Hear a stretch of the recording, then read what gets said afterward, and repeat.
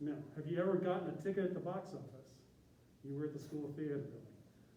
Go around behind, and I'm in the basement. No windows, no secondary escapes. Basically a tornado shelter, and that's where they put us, down in front of. So we've got a couple of really big color machines, folder, giant cutter, stitcher, shrink wrap machine, large format printer, a couple of black and whites for simple, easy jobs. So we handle a lot of what the university uses as far as graphics and stuff. But some of our biggest being in the front of Donnet and in the front of the cafeteria. That weird gray mountainscape, we produced that here. And underneath too, right? And the one at Student Life. I don't get out much, as you can see. Very pale. Never see the sun. All right, I'm Tim Artus. I'm the graphic artist over at North Greenville, as you know. My name is from a family of artists, and as far as we can tell, back Germany, France, Poland, that area, the artisans of the area picked up the name Artus, like if you were a baker or a thatcher, something like that, and the name just kind of came along. So I always say I was made for this, and my parents were both artists.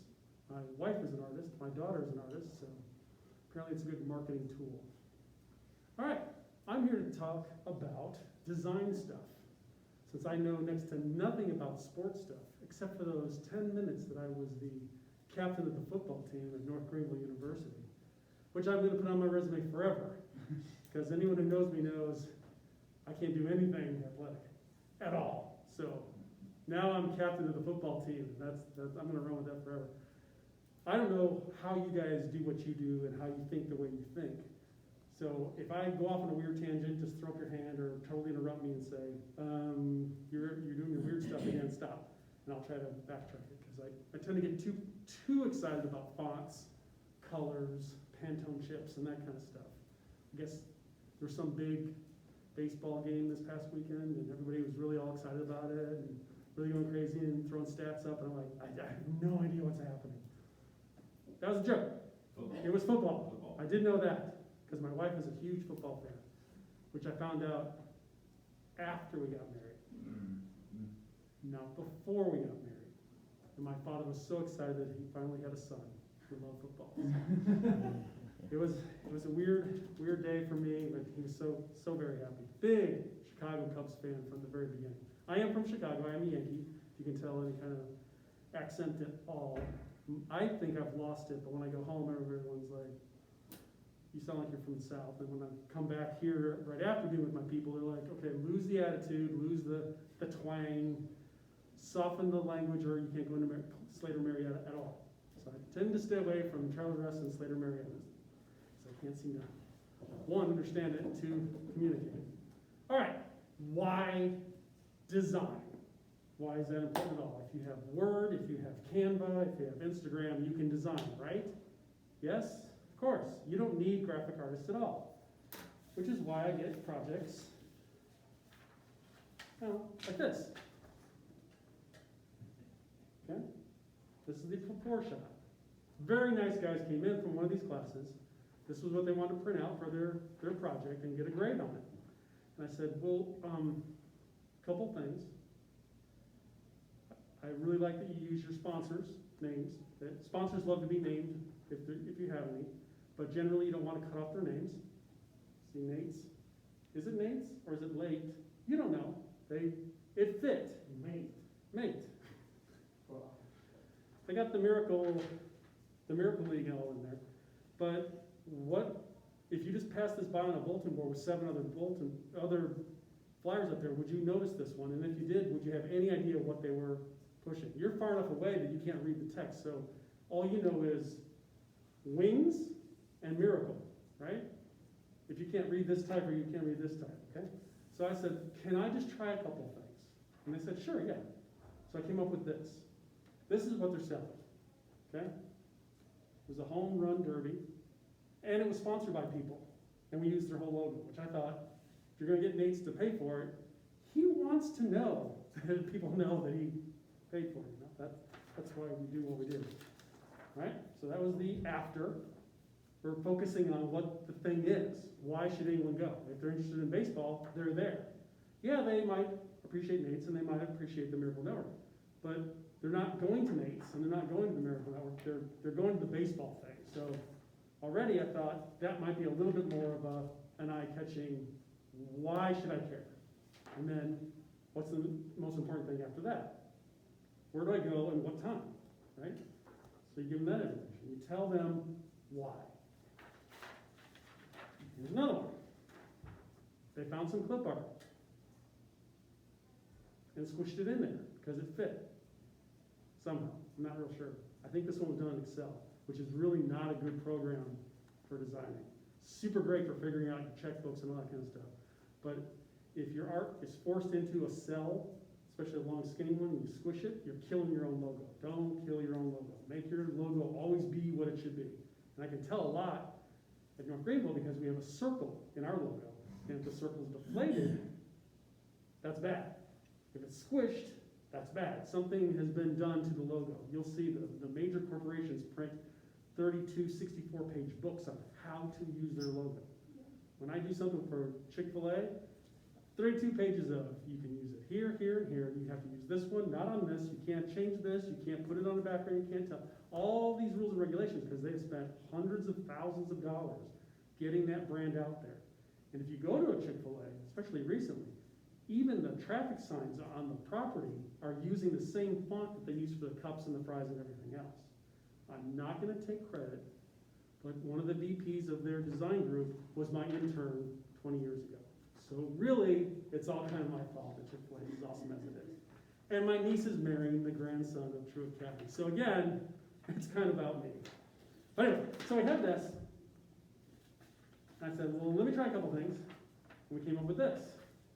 A little bit more eye-catching, I think. You know, A little? a little bit. And it isn't just a little tiny clip art piece, it's definitely basketball. Right? Is it basketball? Not soccer? Soccer or basketball? Tennis. Tennis, thank you. It's a tennis piece. And I thought the 5-on-5 was a little more important than just kind of sneaking it in there. And then finally down to the old, that's how you can tell how old this is, the old Crusader guy logo that we don't use anymore. Okay? So that's some more of the whys. Then even in just like inter-office stuff, every now and then a secretary will say, we need to put these pieces up all over campus so people know where to go for tutoring. And I said, well, you don't want them to show up. That's pretty clear right there. How many of you read all that text when you walked by? None of you. But maybe a little bit bigger, a little bit brighter, a big headline. If I'm interested in tutoring, now I'm seeing this. And then I can find what class and where. It's too much information, but it's a directory that at least maybe, how do I find out about tutoring? Well, I can go here. Because it's so many different things, it is clunky and it is obnoxious, but would you notice this at all? This is what I call a classified ad as far as prettiness. It's just, whoa. And because we have outside customers, I have this sort of job too, where a teacher will send me something that they've created, and it's not bad, but we'd already created this logo for them. So I said, why can't we just use Mighty Max, your eagle? They said, well, yeah, sure, we just don't know how. I said, cool, I do, I'll help you, that's my job. So we made it something where maybe as the parent is going through their mail at the mailbox, and I'll talk about that in a second, maybe they'll look at this twice, and maybe go and maybe do what the school wants them to do, which was a night of meeting the teachers a couple years back. This, I don't know. You go into a kid's birthday party, bounce house, preview, you don't really know immediately what's going on. But they use this Mighty Max all over the place. We made like a 5-foot tall one for their lobby. So the kids know this character now. So maybe they'll know, I'm starting to associate this with the school, with our t-shirts, with our hats, with the signage above the building, all the things that they purchased along the way. You start to make that connection. Come back to the Chick-fil-A. When you see that little chicken head on the cup, even if it's not the whole thing, you already associate it with the whole logo, which is on the walls, which is on the lampshades, which is in the parking lot, and you start to make those connections. So when you go out and do whatever you're going to do, whatever your mascot is, whatever your color, whatever your fonts are, you keep repeating them. It does get a little bit boring On my end, I can tell you, always using NG red, always using black, always using demonized, always using Gotham. But that's part of my job is, okay, well, how can I make it somewhat interesting if we're covering the university and the same stuff? We're branding it all. It's not Clemson orange, it's not Garnet from downstate, it's our red, so we repeat it. But if everything's red, then nothing stands out. Kind of like if you bold everything in your letter, your resume, whatever, if it's all bold text, nothing's standing out. You only bold that one key, that one emphasis. You use regular font, regular Roman, or I can't remember the word now. Not bold, and then you bold what you think should be bolded. But I have authors who will bold everything, and then, well, this is more important, so then they underline the bold text. And this part of this word is even more important. So if I bold and underline it, I gotta italicize it. So now it's bold, underline, italicized. Now it's super emphasized. Now they're gonna see it. Now it's just becoming, visual vomit all over this place, just with the typeface. Then they found out they could outline it and put a drop shadow behind it, and bold it, and italicize it, and underline it. Now it's super emphasized. Now I'm serious. This is the word you really need to pay attention to. Or you could do what typographers do. Everything's Roman, book font, plain and normal, and then you bold the one thing you really want to bold. If you have 7 things you got to bold, consider having 7 paragraphs, 7 bullet points, 7 pages. You don't have to fill everything all the time. Okay, questions, comments, word remarks? Me going off on weird tangents? Good. Make a good note, keep going.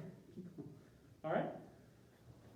Another thing when you were dealing with graphic artists, and if I'm remembering right, that's a lot of what this talk is about, is you having to work with this kind of mentality of, left brain, right brain, and all that kind of stuff, is get your ducks in a row early on.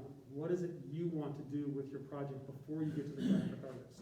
A lot of graphic artists may or may not want to have an hour-long meeting with you to flesh out your feelings, but a lot of it all comes down to is, we really want to emphasize our goods and services.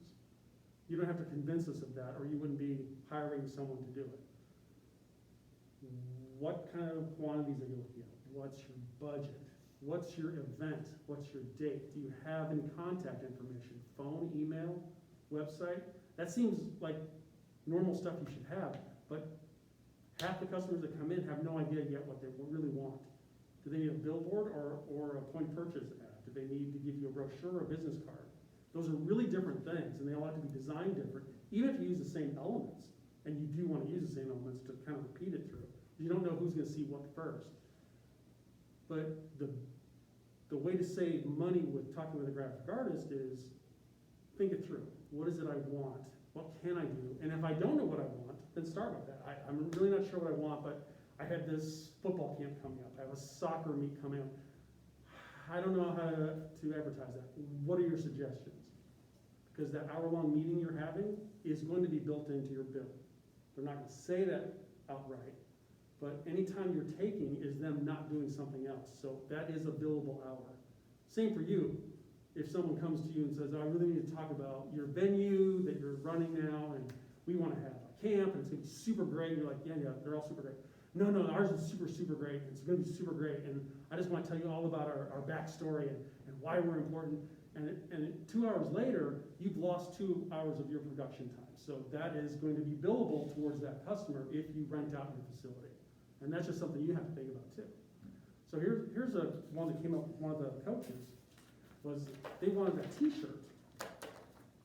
Okay, just a cute little kind of a takeoff on the little creatures from Toy Story. Instead of beware the claw, it was fear the beam. Since the volleyball players could spike a ball up, it would hit the beam and immediately come back down and crush their skulls. So they wanted a t-shirt designed like this. So we came up with little creatures that looked like that, and a big mean monster beam and all that kind of stuff. What they didn't tell me was the color of the fabric of the shirt.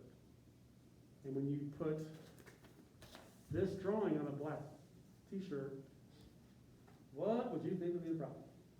All the black in it. All the black goes away, right? You printed black on black fabric, which means you've wasted one black ink, and you get something that looks a lot like this. And that's not exactly the look they were after. Okay? So the graphic artist needed to know earlier on we're gonna be using a black t-shirt. So if we want this image on a black t-shirt, and we don't want this to appear, because white goes away, what do we do? Well, Tim said, well, why don't we come up with this?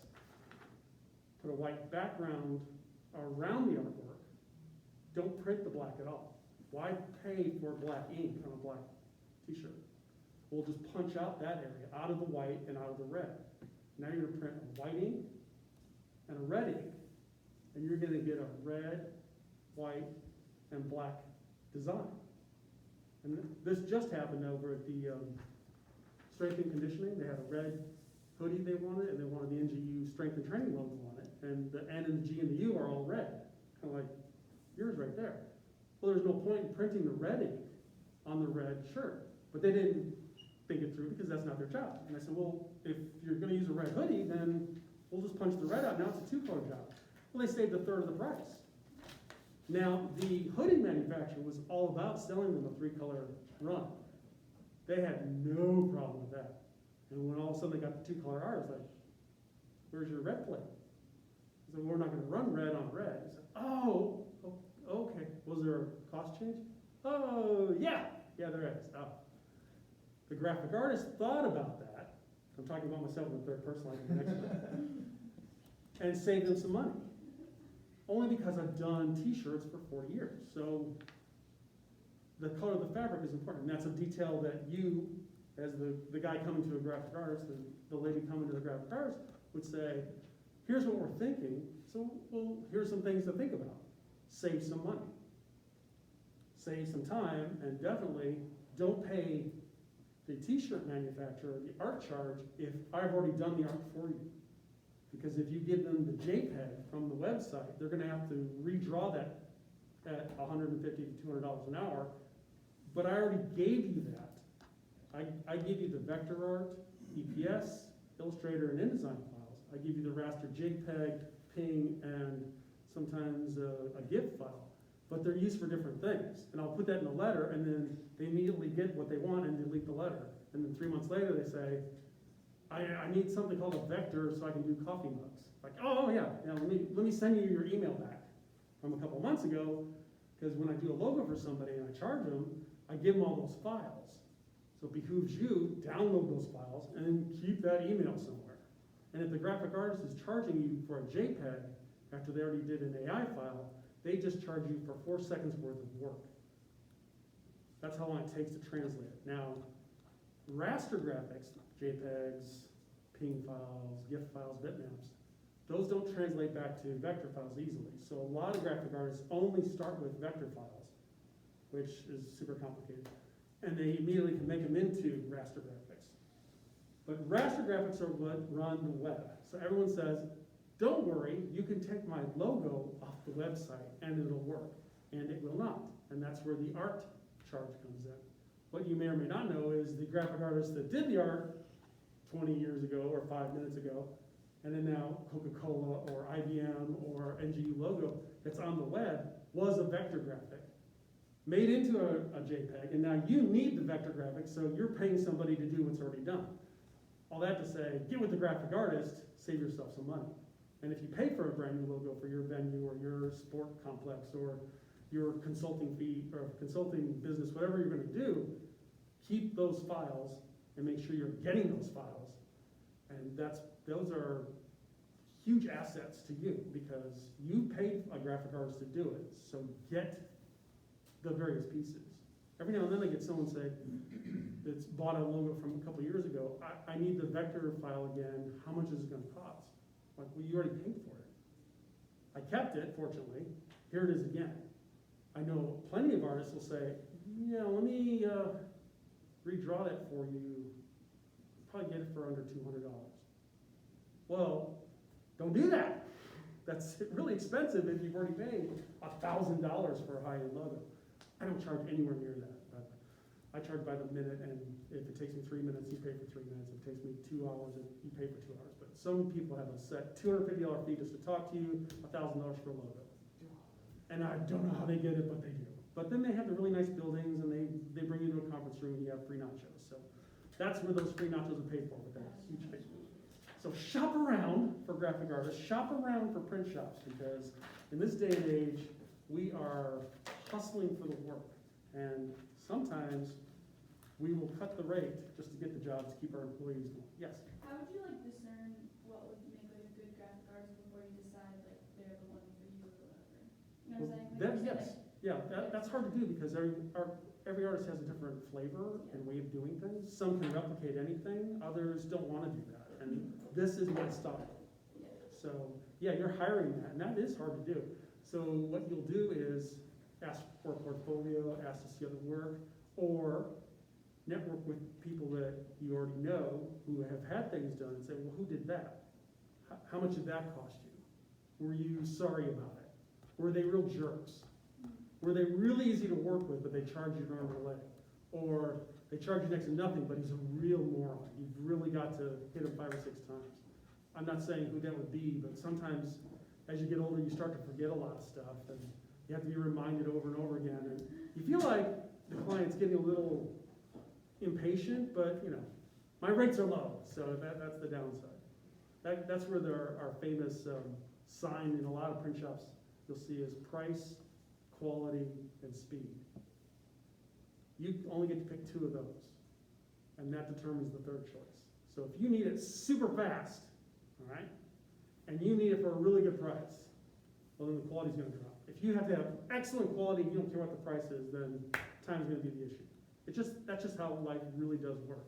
And a lot of print shops and graphic artists are like, yeah, no, you totally forgot you're having a banquet this weekend, and if you don't have tickets, programs, and some kind of tag to put on your gifts, it's over. You don't know what you're going to do, and you've got to drop everything you're doing and print this for me. And the graphic artist in the back of his head, or the print shop manager, saying, when did you book the venue? 6 months ago. When did you get with the caterer? Well, I had to have that 3 months ago. When did you invite everybody to this event that is vital to your existence? Without these fundraisers, you're going to fold. Oh yeah, that was 3 months out for a save the date, and 3 months ago we sent out invitations, and we've been RSVPing and calling back and forth the last 2 weeks. Okay, but you waited until today to meet all the stuff that's going to make this event look like you're a pro. Well, yeah, a lot of people do that, but you're going to have to pay a little bit extra. I call it pizza money, because if I have to stay late, I'm gonna miss dinner, so I'm gonna be ordering pizza. So I'm going to charge you that, because I'm going to be up till 11 making your programs because you didn't have your ducks in a row. And you want to look like a pro doing this stuff, so you want a program to look like, you know what you're doing. You want little name cards for your stuff, or whatever, a big banner or a pop-up, anything that's going to make your boring banquet room look like you've branded it. You've done it all on purpose. You've thought this through. Those are nice little additions. So think of those when you're first thinking about your event. If you can give a printer 2 weeks, you're going to get a better price than if you show up the night before. That's just the way it is, because well, I'm hungry, and my crew's gonna be hungry, so. Is like 2 weeks pretty standard, or is that like early or late? That's what we used to beg for Okay. 30 years ago, when everything was on a press, when you had to mix the ink and put it on the press and run some, and then lose some, and then wait for that to dry before you could print it. Now that everything's digital, if you get 2 weeks, you are cutting that guy a break because you want to continue working with somebody who is that organized and is that thoughtful about stuff. You want that customer. You will fight the other printers for that customer because they're so unusual. You swear they just came in on a unicorn, because that is just, you don't see it anymore. Now it's, I'm on my way to class, and you have to print my resume, or I'm gonna fail. When does your class start? Well, 3 minutes ago, but Dr. Briggs isn't real weird about it, so I can come in a few minutes late. That's the kind of stuff we normally get now. And it just means stopping the job I stopped, to stop the job that I stopped, to stop the job that I stopped, to do your job right now. Not a pro. Be a pro. The more you think ahead, the better you look, the more you can charge, because the pros go to the top. Some morons go to the top, but the real pros go to the top, because they have thought stuff through. Yes? So what would you say for like the pre-media project that we have to do, like what would be the best software to use, like InDesign or Photoshop, like which one would you?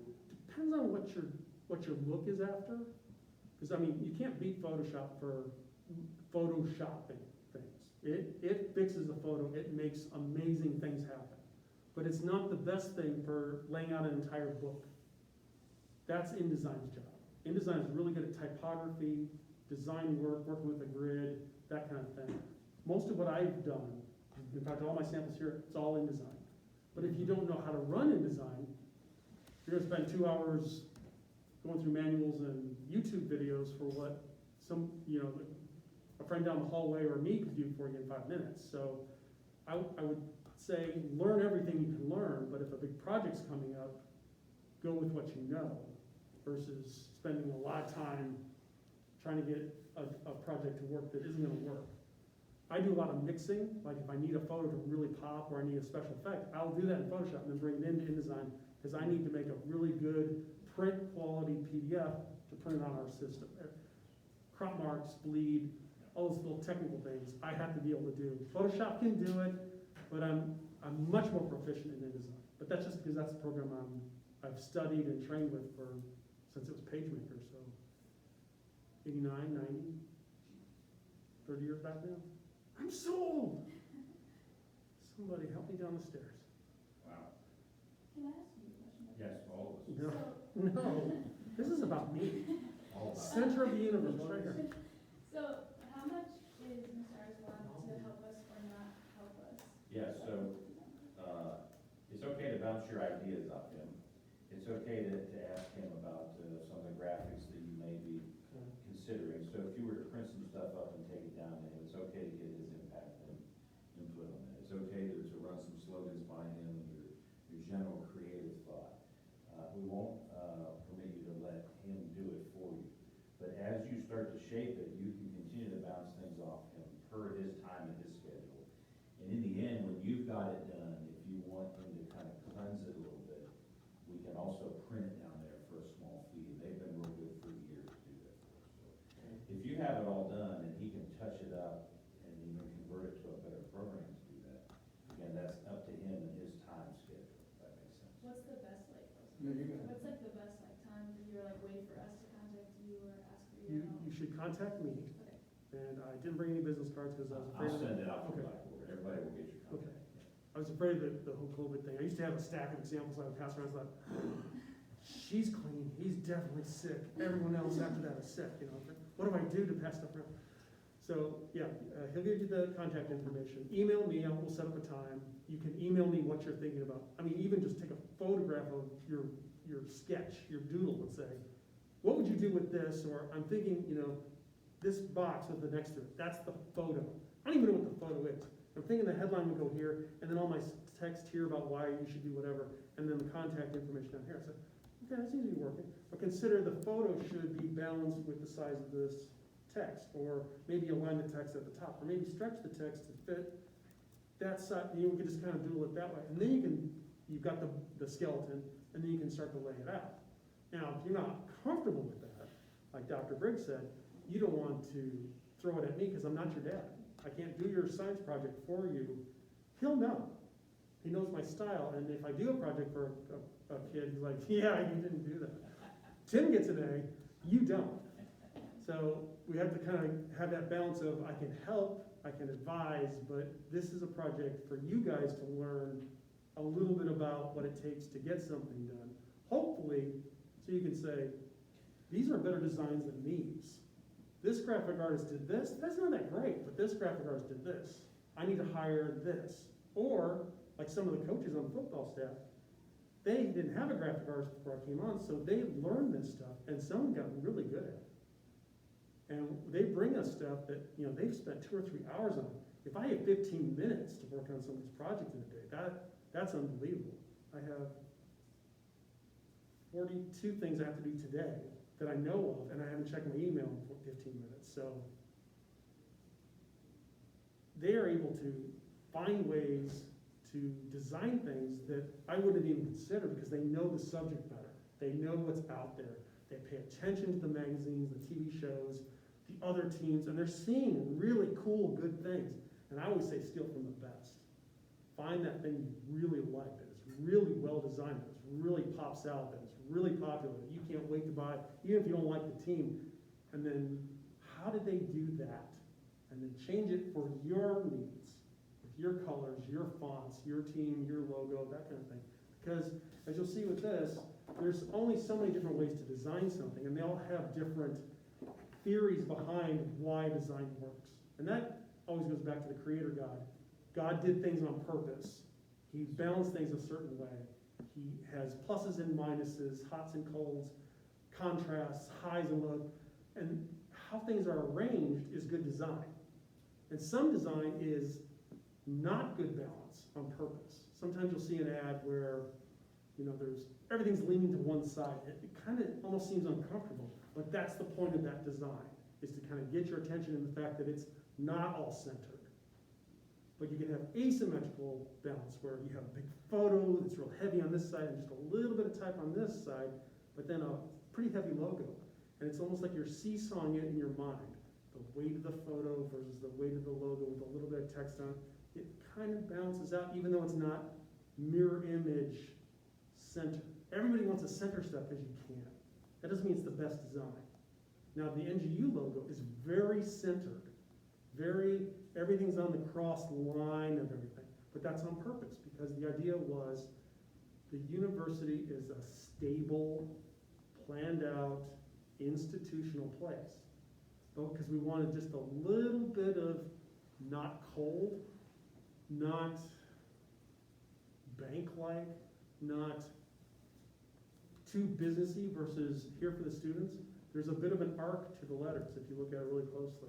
The letters, and this was on purpose, was meant to be coming out to you almost in a hug. That was done on purpose. The baseline is flat because we wanted that stable foundation. But the curve at the top was as if you were already coming into it a little bit closer. The far ends of it go up a little bit, and there's a curve that kind of mirrors the shape of the icon.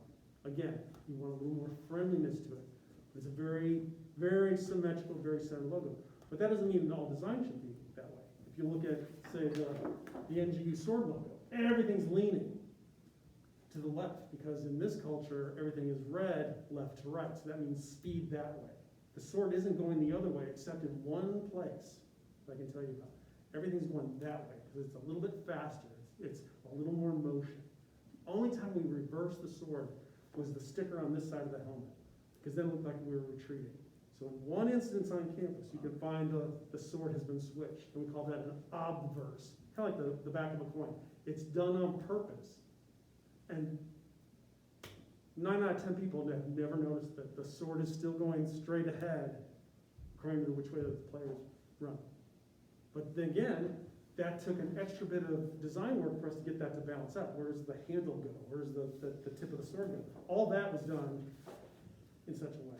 All right, I don't know if you can see any of these. If you want to look at it closer, I can bring it up. I don't know how to handle that, but there's these different theories on how things are arranged. Again, flip through a magazine if those still exist anywhere, or I don't know, Google really cool designs and see how different people have done different ads, and use that logo, placement, headline, a little bit of text, maybe a lot of text, for whatever your project is, and say, okay, how can I flip that around and make it my own so it's not a total rip-off, total copy? Because that'll be obvious, especially if you steal the other person's slogan and logo, which a couple of students have done over the years, and like, what did you do other than photocopy this? This is awesome. This is so good, except that you forgot to take the watermark off of it. Look at how things are laid out and figure out how can you make it your own. Because every graphic artist is basically doing that. When there's a new color, all the graphic artists run to it. When there's a new style, like I can't remember the name of it, but it's that new clip art version of people that are, their limbs are all rounded and everybody's disproportionate, little tiny heads, giant bodies. That is so right now. And it's so 1966 too, because my dad's old drawing books, that was the way they did things. Very simplified for this new medium they called the television. Everything had to be very contrasty, very even shapes, because the black and white, yeah, imagine that. The black and white cameras that ran television back then had a real hard time with edges. Things would fuzz out. So they would purposefully fuzz things out so that it looked really geometric on the screen. So they went with really simple shapes. It's almost cookie cutter in how they would arrange things. Yes, please interrupt me. I'm going off on a weird tangent. No, you're fine. Have you seen like trends come and go? Oh, good night, yes. Okay, because that's funny, because my mom always says, like, whenever we started, like, wearing scrunchies and stuff, Mhm. again, she was like, oh, that's so funny, like, we used to do that when we were kids or whatever, so I was just wondering if, like, in graphic. Yeah, just what, like I was saying, the look of the Facebook clip art right now, when you get a message and you see a couple people just having this greatest time, this frozen, weird geometric shape, that's how it was in the sixties, and it's come back around. When iPhones were first coming out, I don't know if you were alive then, some of the apps, if you noticed, were like the notepad looked like a notepad. Even it had the lines, and you could kind of see the edge of the paper on it, you could see the binding at the top, it had a little bit of a shadow, it was as real as it could be in that much space. And then they went real super simple. They got rid of that realistic look, and they went just a box with just a line and maybe a vertical. It was the least number of lines possible. It simplify, simplify, simplify. If a circle will do it, you stop. You don't say, for more information, you just have 3 little lines, and you know, if I click on there, I'll get more information in those lines. They've simplified, simplified, simplified. Even though the screen can display 10 times better than it used to, they've simplified the design. Just like they did when NASA was first putting a man on the moon. Everything went from photorealistic illustrations to extremely simple graphics. Circles, arcs, triangles. Everything was simplified. No drop shadows, no edges to stuff. Everything was flat as flat can be. And then as we got better computers for doing design work, it was like, well, I can make that look like it's 3D. I can put a bevel on it. I can add a drop shadow. I can make it look metallic. I can make it glisten. And then that took over everything. You couldn't have a logo that wasn't bubbly and looked like it was carved out of wood or stone or something, or it had to look like it was lucite. That had to be your logo, and you didn't have a good logo. Then that went away, and it became super simple all over again. So we watched it. I watched it in just my career switch around. So it'll be funny to see what will be the next big hot thing. Are we going to go back to photorealistic everything, or minimalist, or way too much detail, or line art? I've heard that they really want to bring back the old style of pen and ink drawings, and that'll be really cool, because that's what I trained for. And then I'll be able to charge $1 million, because I'll be the only one left who still has a pen nib that you have to dip into ink and then put on paper. If you can imagine, back in those days, it was right after we had cave drawings. I'm kidding. Your shoulders gonna start. Yeah, anybody else awake? Anybody on the web? Yeah, please, go ahead. Do you have to do like trademark and like copyright stuff at all? That is a really interesting legal problem, Okay. which we have had come up at the university like a month ago. Good, I'm looking A something. graphic artist can put the little C with the circle around it and the year and their name, and they've staked the claim that that is my design and that's mine, and if you want it, you gotta come to me. If you want to register the trademark, you have to go through the government and have it registered. It's not, you can't just put the R with the circle around it and say, this is my logo and it's registered. It registers through the government. You do pay. It takes a couple of years for them to look and make sure you're not stealing somebody else's stuff. And then they give you documentation that says that that is registered. Same thing with the trademark, the TM. Just because Phil on Modern Family says a clever slogan and then the TM, it's not his trademark, because it has to become a legal document that way. And it does have a cost, and that becomes something your corporation needs, your name, your slogan, your way of doing things, your specific color with your specific font. It's really technical. Then you can get something trademarked. But it will cost you some money, probably a lawyer, and some time. It's definitely worth it if it's the difference between you being able to sell this product or service or good and someone else being able to take your very same logo and changing the color just a little bit and doing exactly the same thing 3.3 miles away. That happens all the time. So it's just, is it worth it to you? Or is this other upstart, your sister, your best friend's cousin, or somebody who just took it off your Facebook page, can they really do it? You have to kind of balance that. You lock your doors, but that doesn't mean you put a moat around the building too. Questions, comments? So I have a question, Yes, please. logo related, like, is it true that sometimes like logos, like they're made from 2 parts, right? There's the text itself Yes. and the symbol, Yes, and you can split those, right? correct. Yes. We do that here, where you'll see just what we call the icon, which is the circular part of our logo with the what we call the burst, the Bible, the podium, which is also a torch, if you see that together, and the ring around it. All that is the icon. Under that is the text I told you that has the arc. That's the text type. It's another technical name for the words you use to actually put in your logo. And then under that, we actually have Christ makes a difference. That's our slogan. 3 different parts. We will break out the icon, but we won't just break out North Greenville University. We'll type North Greenville University. We'll use it as a header for something, but we won't just take that one piece with the arc in it and use that separately. We don't split that out.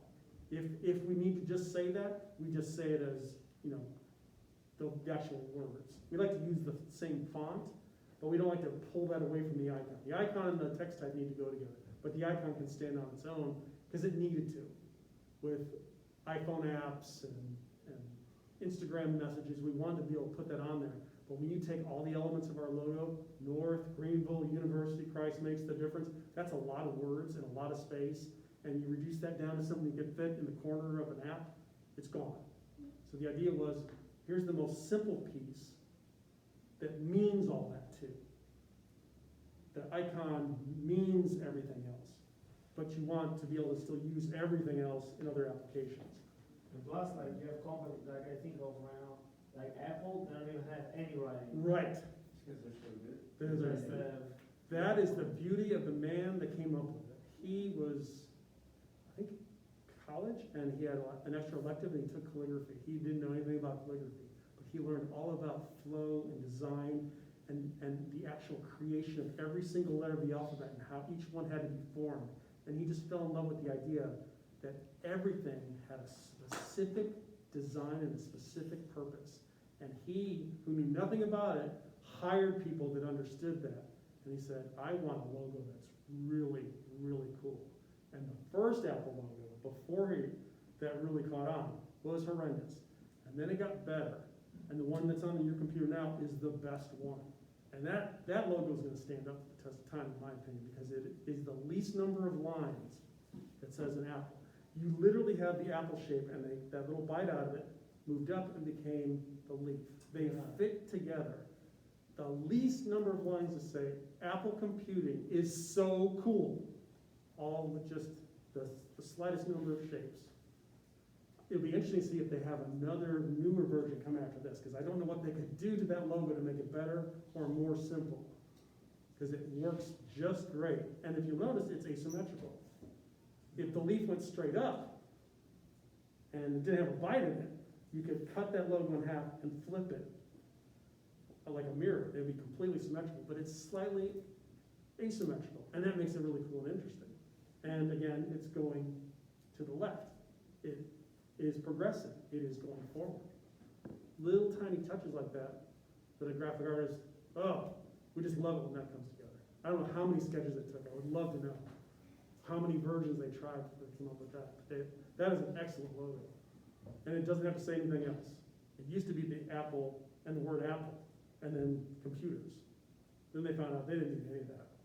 And all the boxing and all the things. You know, when you buy a new phone, you get the box that just has just the apple symbol on it. You know what it is, and nobody else is doing it. Nobody else has a pineapple. Nobody else has, a chicken leg. It's just, Apple has staked that claim, and now anybody else who does something like that says, well, you're just stealing the Apple idea. They have brilliantly used their marketing. Brilliantly.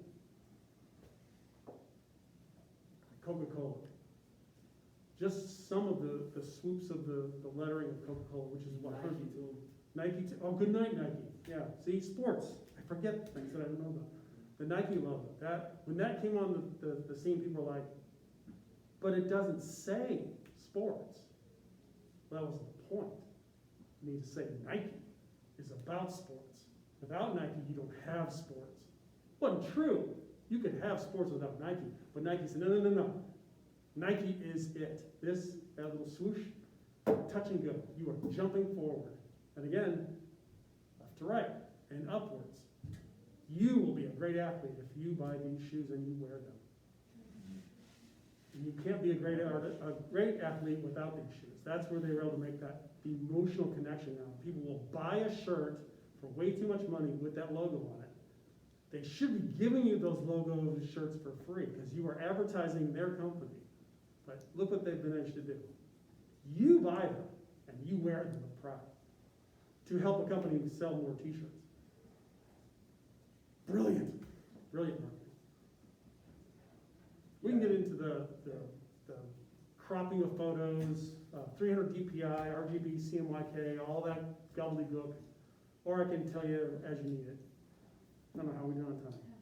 And plus, like, for a brand, if you like spell out, like, if it's too narrow, like the description of what you do, then you cannot like open up to other kind of markets, you know, like if Nike would want to do something different in another field, they Yeah. could, because like their They name is is not important. like Nike Sports, Right. you know, so they could, It means everything. yeah, you could. If do they it. lock themselves into just shoes, then they would only be selling shoes. They're selling everything.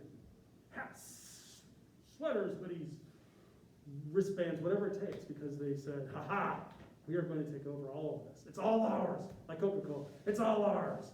We own 90% of the market. Pepsi's number 2 at 5% of the market. Ha ha ha ha, we own it all. Sugar water, and you pay for it. It's water. Literally falls from the sky for free. And we bottle it and put the Coca-Cola logo on it, you can't wait to buy it. Yes? How do you feel about like all the logos that like North Greenville has? Because I feel like that's something that I've noticed, and I get really frustrated about it because like at like a Division II school, like there's no brand recognition. So like if we do like appear on like a national level or something, like the baseball team uses a different logo than the track team, and then like even like that's a different logo, the one that's there, that's different than the bell tower or whatever, like on the gym, that's different than the one on our jerseys. And so like just like wondering if that like affects you at all, or like if you. That's why I'm here. Okay.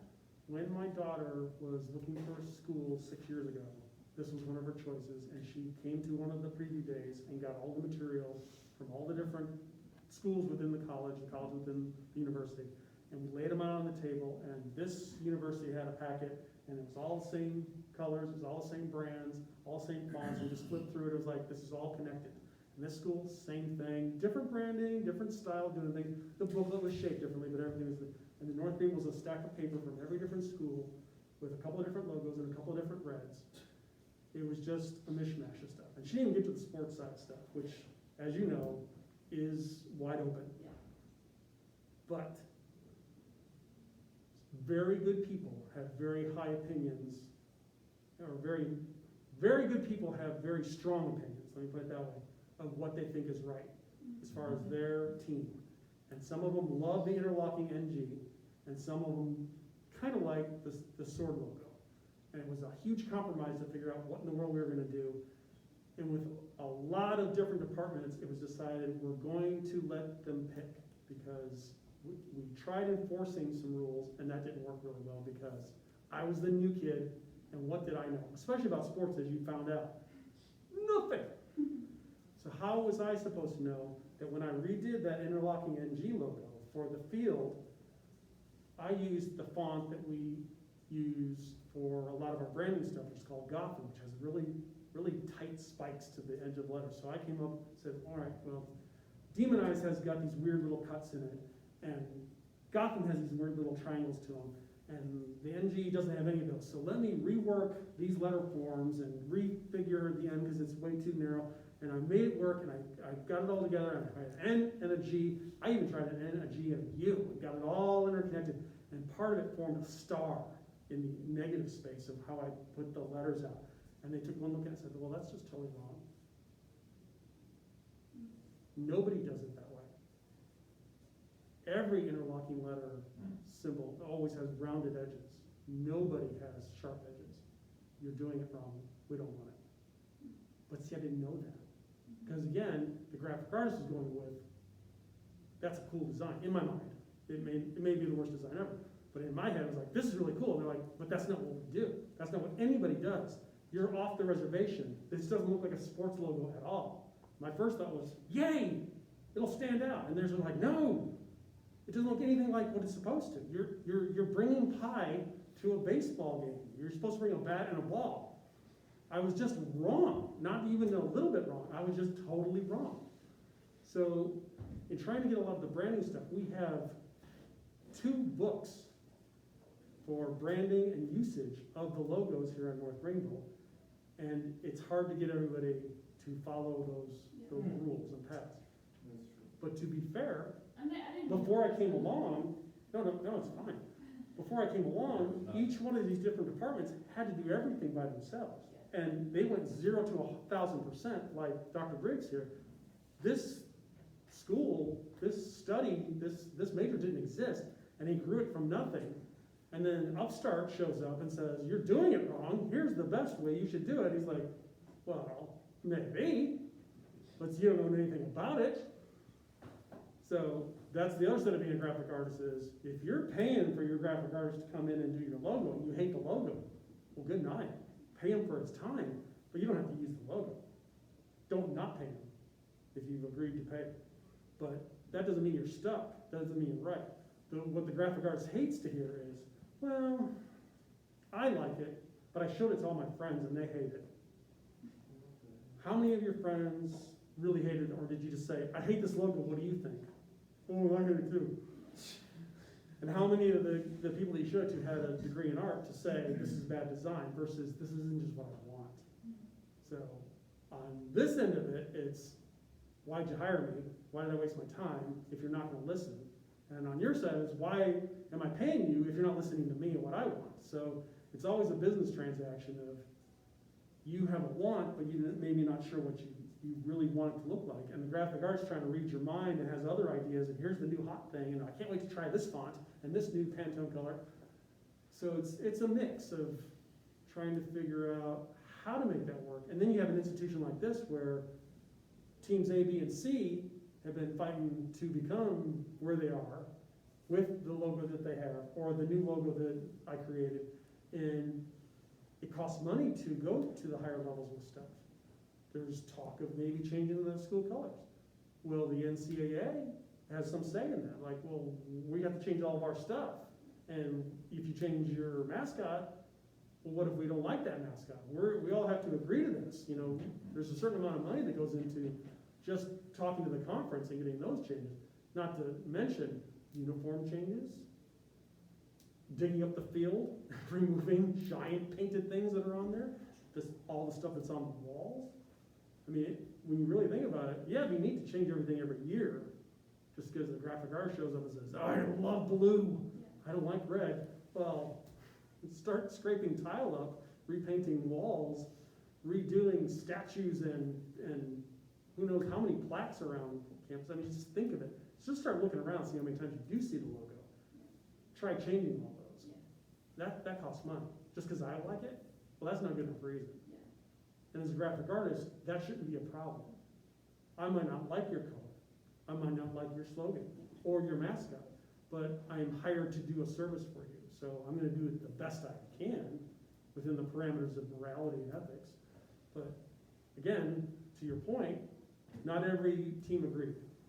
And some said, no, baseball always uses the interlocking shapes for everybody all the time.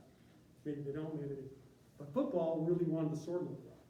And they had a different sword logo they found out wasn't legal to use, if I can be kind. They just found it on the internet and said, that'd be really cool, and started using it, and found out the school that owned it said, yeah, you can't do that anymore. So we had to come up with another one really fast, which is how that one came about, 2015. So football likes that one. Several of the other teams use it. Baseball really likes that one. Basketball kind of likes that one. Seems like there were a couple more. Have you started using the Bill one? The Bill? That's from Robbie Gowers. Do you know him at all? He came up with that. He designed it, and for a while we were using the Turner Chapel steeple from a previous job that I worked on. We incorporated that, and then he thought, well, just kind of a retro baseball, the Ville kind of thing. And they took off with that. So we have to work together on a lot of things.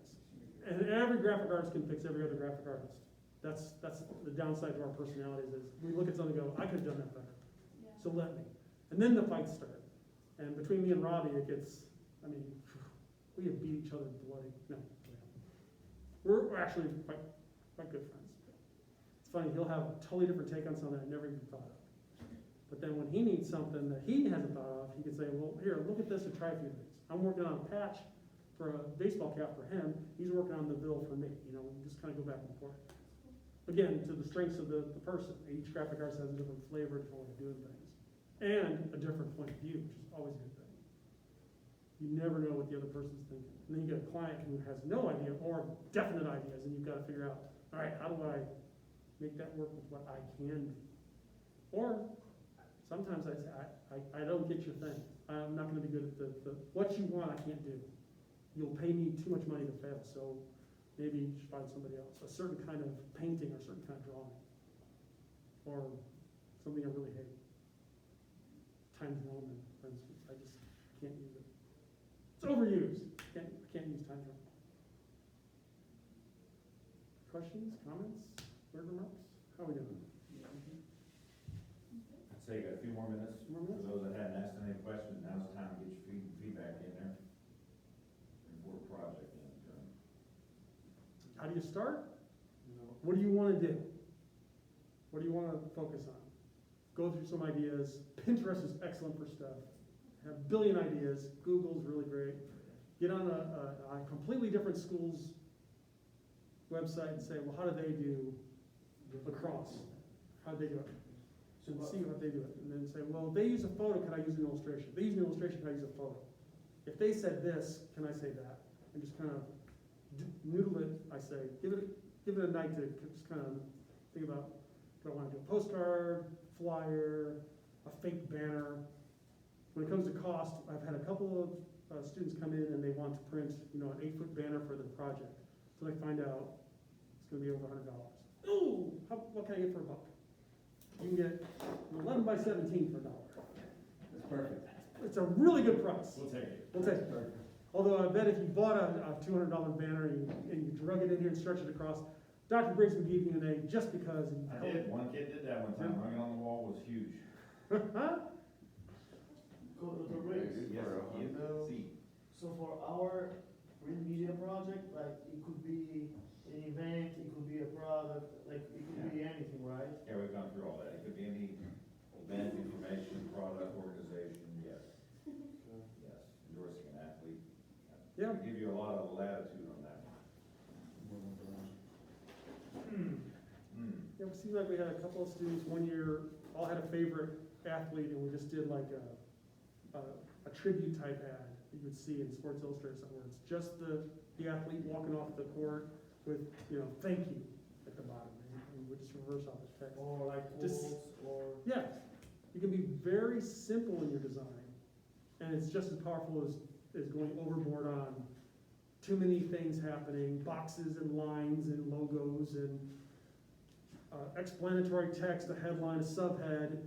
You can overdo stuff. And that's kind of like, my favorite example is if you look at a car commercial from somebody, a local car commercial in Greer, where they just fill the screen with, buy now, low price, everything just screams at you. There's so much stuff on the screen you don't even know what to look at, versus a commercial for Lexus. And the car will just be driving a beautiful road, and the logo will be in the corner. They're selling an idea more than every single 1,000 details of that car's make, model, features, and the price that always ends in 999.99. Because they know they're tricking you. They'd add that one more penny, you figure out, this is too expensive. Come down 1 penny, $1. You're totally fooled by this low, low price. That tells you a lot right there with what they're doing with just way too many glowing, sparkling fonts screaming for your attention, and then 15,999.99. Really? Not 95, not 950. It just had to be that close to being expensive. You're tricking everybody. Oh, it's 1 penny less. Oh, I can totally afford it now. They're talking down to you. Be more like a Lexus. You're selling the idea. You definitely want a Lexus. I don't have to tell you about the air conditioning and how good the speakers are. You just know the whole package is good. Like Nike. You don't have to say a bunch about it. Put the swoosh on there. The reputation is already there. You're selling the sizzle more than the steak. So find that thing you're passionate about, and how would you sell an event, a person. You can make up a banquet, you can make up a fundraiser. Kids have done all kinds of fun things with this. You can, you know, Yeah, I showed them probably 30 or 40 ones from the past. oh, good, good. I got a portfolio of them, passed them around. Cool. So if it's due like the last week in April, when should we like start working on, when should we start content? You should start now, Okay, just thinking about it. Look at stuff. yeah. Pretty sure you have a midterm assignment associated with it. Oh, see? You know, roughs, details, Oh, you're gonna get a rough draft out. rough drafts. Have him, he's really good at proofing things. Yes, He exactly. sees through the overly flowery, Tremendous. too much frosting on stuff is sickening. Yeah. But if you need it printed by the end of April, then you should be to me the week before that, just to be sure that I have The final project. Final should be then. Final. Before that, beginning of April is when you should be talking to me if you want to talk to me. Just because as the year starts to get close to coming due, everyone realizes they're in college suddenly. Now's a good time to start on all the big projects. And we get hit with all the big posters, all the big banners, all the science things that take a long time to do, which takes up my whole day. So you want to be before that. Be the pro, be ahead, be the smart one, thinking about it. Think about it now, doodle it, sketch things, look around. By March, you're kind of getting it figured out by whatever the midterm is. You've already gotten with Dr. Briggs and he's helping you gel your idea, and then email me and we'll set up an appointment if you want, or you can just email me your thoughts and you can bounce them back. I'm here for you, I'm here to help you. Squeeze on my brain. Ugh, it's horrible. Squeeze on my experience. However I can help. And I have I'll send out chocolate. his contact info here to the entire class, once we get the video uploaded. Send emails the best to start with. Yes, yes, always Or start they with can come email. down and visit you in. Don't just come down and visit without notice. I might not be able to talk to you. I'm really sorry, but we are understaffed at the moment, and I just You have can't. a wonderful new assistant, Yes, right? I've Is she stolen temporary, his permanently? old assistant. Interim, full-time, temporary, permanent, what's her role there? Semi-permanent, maybe forever. She wants to stay, I want to keep her, so, She does, and I think she's already voiced that to Mike. yes. We'll see how it goes. Yeah, that's awesome. Yep, we're super excited. It's good to have smart people around you, especially as you get older and dumber. I'm not saying I am. With smart people around.